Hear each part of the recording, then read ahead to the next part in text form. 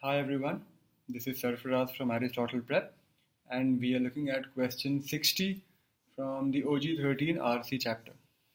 In case you haven't understood this passage properly, please watch the video for question 56, in which I discuss the passage in great detail. This question is an interesting one because it is difficult to understand this question. That's the difficulty in it. It looks easy, but it's very twisted. So it says the author cites the fact that the Rio Grande Pueblos were never formally withdrawn from public lands. It is somewhere in the second paragraph. Primarily in order to do which of the following. Why does he mention this fact? Let's go and read where it's mentioned. Um, let's start from line number 27.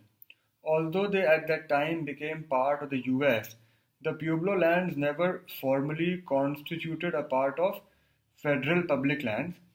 In any event, no treaty, statute, or executive order has ever designated or withdrawn the Pueblos from public lands as American Indian reservations. It's very important to read the next sentence because that gives you the answer. This fact, however, has not barred the application of the Winters Doctrine. So why does the author talk about the fact that Rio Grande were never formally withdrawn from public lands? Because let me give you an analogy to understand this better. If I say you did not study at all for the GMAT, however, this did not prevent you from getting a good score, which means you still got a very good score. So why am I saying you did not study at all for the GMAT?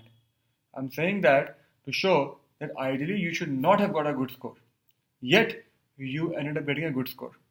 The same thing is happening over here. So the author mentions the part about Rio Grande never formally being withdrawn because from the next sentence you figure out because from there ideally Winters Doctrine should not have applied to Rio Grande Pueblos. And then the next sentence comes, this fact, however, has not barred the application of Winters Doctrine. So Winters Doctrine still applies. So the reason he mentions about the withdrawal is to say that ideally Winters Doctrine should not have applied to Rio Grande Pueblos. So that is basically your answer. It's a very twisted question, as I said. You have to read the part after that line to get to the answer correctly. So A says, to suggest why it might have been argued that the Winters Doctrine ought not to apply to Pueblo land. That is the correct answer. That is perfect. Why it might have been argued. It wasn't.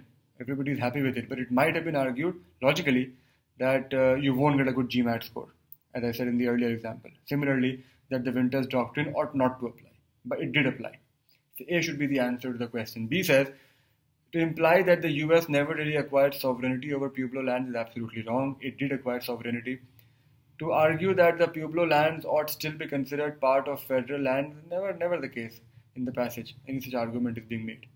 D says, support the argument that the water rights of citizens other than American Indians are limited by the Winters Doctrine is absolutely correct but has nothing to do with mentioning why Rio Grande were never withdrawn.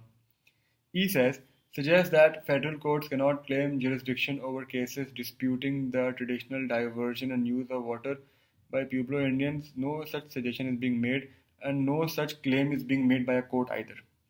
So A is the answer to the question. This is a very, very difficult question.